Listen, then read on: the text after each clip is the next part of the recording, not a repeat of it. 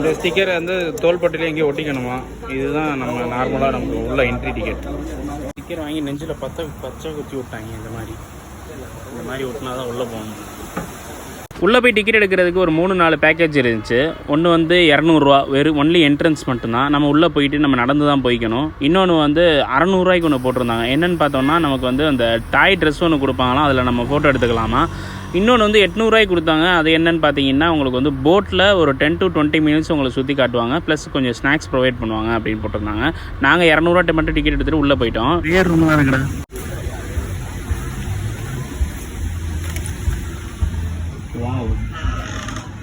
இது லேடிஸ் குழுவுறதுக்கு.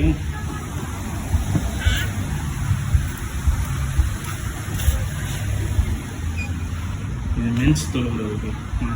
சூப்பராக ரெடி பண்ணிக்கலாம். எல்லாரும் தப்பான கண்ணோட்டத்தில் தாய்லாந்து பார்ப்பாங்க. தாய்லாந்தில் இந்த மாதிரி இடமும் இருக்குது. தேங்க்யூ.